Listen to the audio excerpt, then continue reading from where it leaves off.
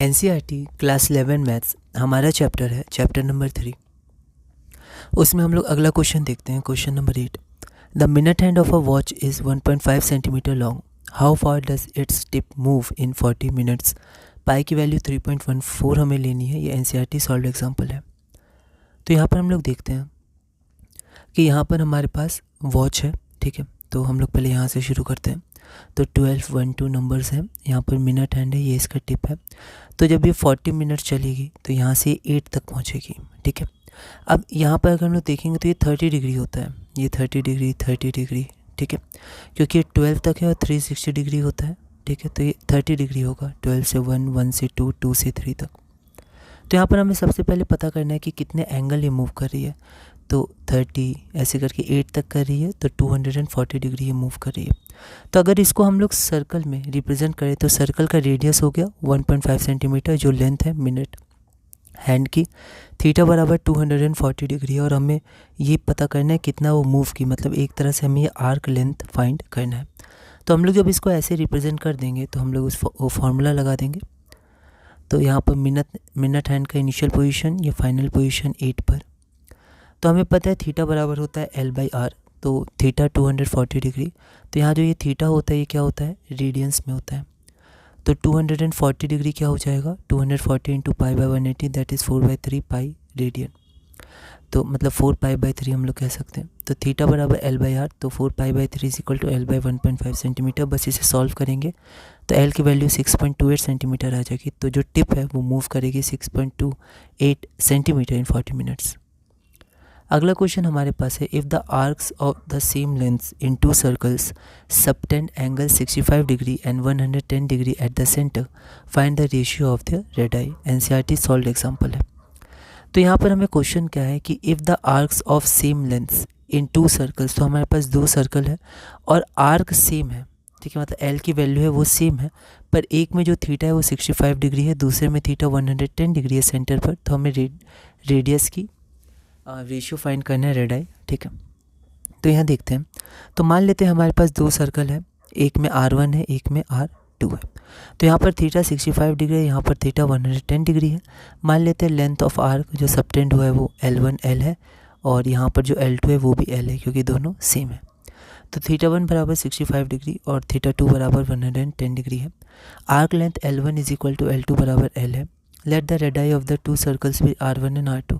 तो जो रेडियस है 2 सर्कल का वो क्या R1 और R2 है। अब हमें क्या करना है कि रेशियो निकालना है, तो हम दोनों में ही फॉर्मूला लगा देंगे। तो थीटा बराबर L/R होता है, तो थीटा 1 बराबर L1/R और थीटा 2 बराबर L2/R। इक्वेशन चाहे तो आप इसको मान सकते हैं, नीचे भी मान सकते हैं ना, जो मेन इक्वेशन हो आप उसको 1 2 मान सकते हैं। तो यहाँ पर L1 बराबर थीटा 1/R1, L2 बराबर थीटा 2/R2। अब क्योंकि क्वेश्चन के अनुसार दोनों का लेंथ सेम है, आर्क लेंथ सेम है, तो L1 is equal to L2 is equal to L। तो theta 1 R1 is equal to theta 2 R2, ये हमारा इक्वेशन नंबर 1 हो गया।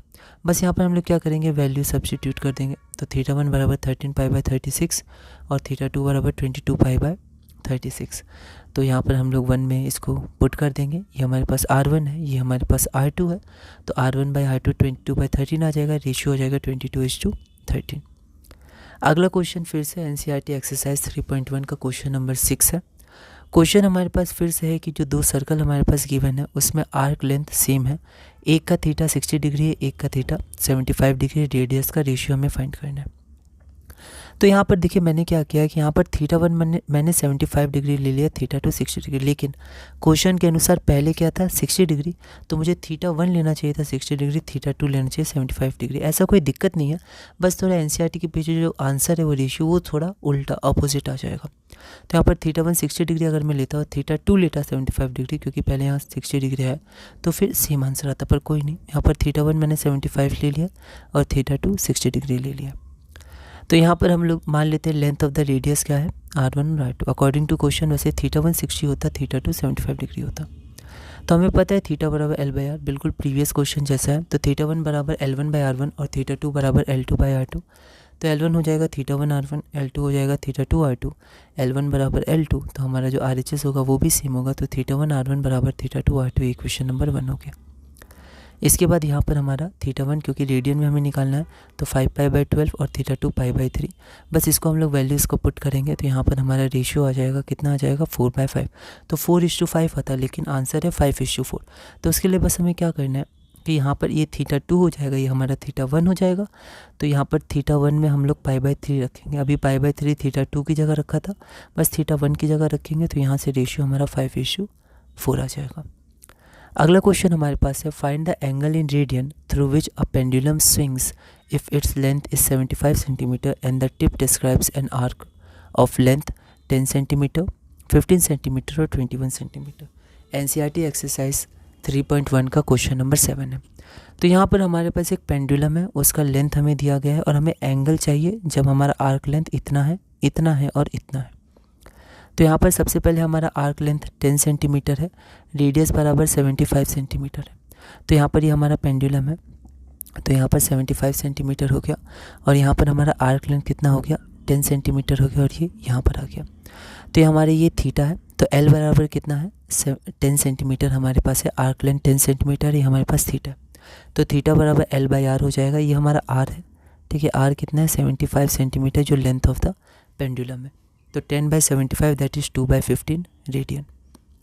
सेकेंड हमारा L कितना है 15 सेंटीमीटर है, रेडियस हमारा 75 सेंटीमीटर R है। तो थीटा बराबर L/R है, तो L बराबर हमारा हो गया 15 सेंटीमीटर, R बराबर 75 सेंटीमीटर, तो 1/5 रेडियन हमारा आंसर हो गया। उसके बाद थर्ड हमारा जो आर्क लेंथ है वो 21 सेंटीमीटर है, रेडियस R फिर से हमारा 75 सेंटीमीटर जो लेंथ है, थीटा बराबर L/R, तो थीटा 7/25 रेडियन में आता है, वैल्यू इस फॉर्मूला में थीटा रेडियन में। अगला क्वेश्चन हमारे पास है in a circle of diameter 40 centimetre the length of a chord is 20 centimetre, find the length of the minor arc of a chord. अच्छा क्वेश्चन है, एनसीईआरटी 3.1 एक्सरसाइज क्वेश्चन नंबर 5 है। तो एक सर्कल का डायमीटर हमारे पास कितना दिया है 40 सेंटीमीटर दिया हुआ है, लेंथ ऑफ द कॉर्ड एक कॉर्ड लिया गया है वो 20 सेंटीमीटर हमारे पास है। तो हमें माइनर आर्क, ठीक है, तो अगर हमारे पास कोई एक कॉर्ड है तो ये हमारा क्या हो जाता है माइनर आर्क, ये हमारा मेजर आर्क। तो हमारे पास जो माइनर आर्क है उसका हमें लेंथ फाइंड करना है। NCERT exercise 3.1 question number 5। तो गिवन हमारे पास डायमीटर है 40 सेंटीमीटर और कॉर्ड लेंथ है 20 सेंटीमीटर।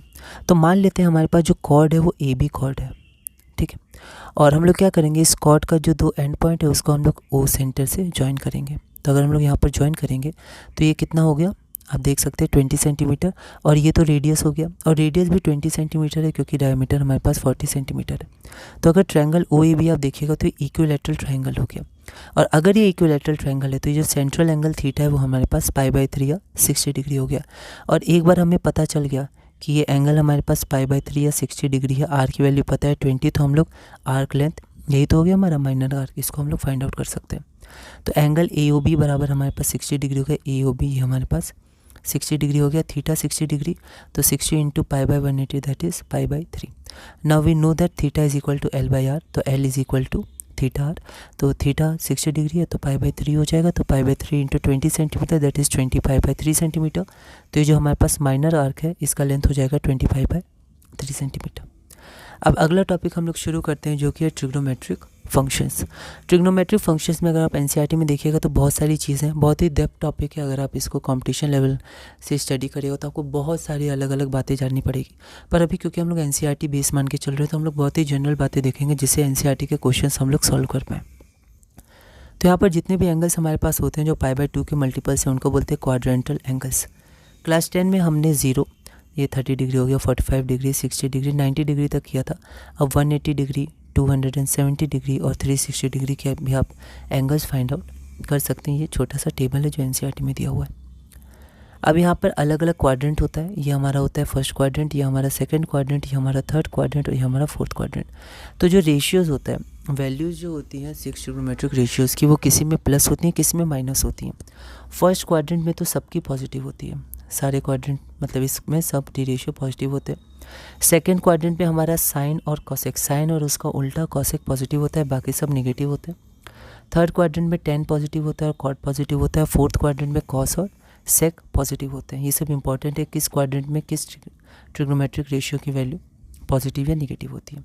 क्वेश्चन से हम लोग देखते हैं, if cos x is equal to -3/5 x lies in the third quadrant. Third quadrant में कॉस की वैल्यू नेगेटिव होती है तो -3/5 इसकी वैल्यू है।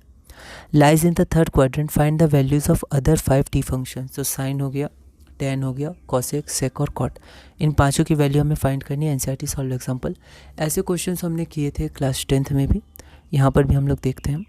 तो सबसे पहले cos -3/5 है, थर्ड क्वाड्रेंट में हमारी वैल्यू है, एंगल है x। तो sec तो इसका उल्टा होता है, तो हम लोग sec यहाँ से निकाल लेंगे -5/3। अब यहाँ से sin square x plus cos square x 1 होता है, cos x की वैल्यू हम लोग पुट कर देंगे, तो sin x की वैल्यू आ जाएगी ±√16/25। तो यहाँ पर आ जाएगा ±4/5। अब यहाँ पर x क्या है, तो x थर्ड क्वाड्रेंट में, और हमें पता होना चाहिए कि थर्ड क्वाड्रेंट में जो हमारा साइन होता है वो भी क्या होता है, निगेटिव होता है, सिर्फ tan और cot पॉजिटिव होते हैं। तो यहाँ पर +4/5 और -4/5 में हम लोग माइनस वैल्यू लेंगे थर्ड क्वाड्रेंट में, तो sin x -4/5। एक बार हमें sin x की वैल्यू मिल गई तो हमें cosec x की वैल्यू मिल जाएगी, क्योंकि वो उसका उल्टा होता है, तो -5/4। tan x हमारे पास होता है sin x by cos x, sin x है -4/5 और cos x है -3/5, तो tan x की वैल्यू हो जाएगी 4/3। उसी तरह tan x हमारा 4/3 हो गया, और cot x tan x का उल्टा होता है, तो 3/4 हो जाएगा। तो इसी तरह हमने सारी वैल्यूज़ फाइंड कर दी, ठीक है, आइडेंटिटी इसमें यूज़ होगी। अगला क्वेश्चन हमारे पास है, if cot x is equal to -5/12 and x lies in second quadrant. आप देखिएगा तो x सेकेंड क्वाड्रेंट में साइन और कॉसेक पॉजिटिव होता है, बाकी सब निगेटिव होता है, तो cot x की वैल्यू निगेटिव होगी, जो कि यहाँ पर दी रखी है -5/12। Find the value of other 5 trigonometric ratios. तो ये एनसीईआरटी सॉल्व एग्जाम्पल है, या एग्जाम्पल्स होगा। तो यहाँ पर हम लोग देखते हैं cot x की वैल्यू कितनी है, तो -5/12। तो सबसे पहले tan x की वैल्यू हम लोग फाइंड कर लेते हैं, जो cot x का उल्टा होता है, तो tan x बराबर हो जाएगा -12/5। अब यहाँ पर हम लोग ट्रिग्नोमेट्रिक आइडेंटिटी लगाएंगे, तो यहाँ पर sec x की वैल्यू हम लोग निकाल सकते हैं, तो 1 + tan स्क्वायर x, तो -12/5 का होल स्क्वायर, तो 169/25। तो sec x हमारे पास हो जाएगा ±√169/25, तो ±13/5। अब sec x, तो यहाँ पर x हमारे पास कितना है, तो x हमारे पास सेकंड क्वाड्रेंट में है, तो sec x की वैल्यू क्या हो जाएगी, निगेटिव हो जाएगी सेकंड क्वाड्रेंट में, तो यहाँ पर हम लोग -13/5 वैल्यू लेंगे।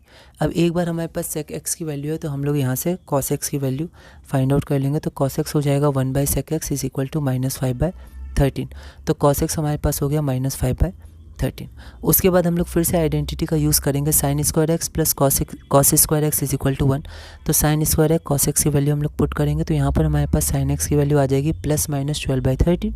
हम लोग देखेंगे कि x कहाँ है, सेकंड क्वाड्रेंट में, और सेकंड क्वाड्रेंट में sin और cos पॉजिटिव होते हैं, तो यहाँ पर x की वैल्यू हमारे पास, मतलब sin x की वैल्यू पॉजिटिव हो जाएगी, क्योंकि x सेकंड क्वाड्रेंट में, तो sin x की वैल्यू 12/13 हो जाएगी। अब sin x हमें पता है, तो cosec x भी पता होगा, cosec x हो जाएगा 1/sin x, तो cosec x हमारे पास हो जाएगा 13/12।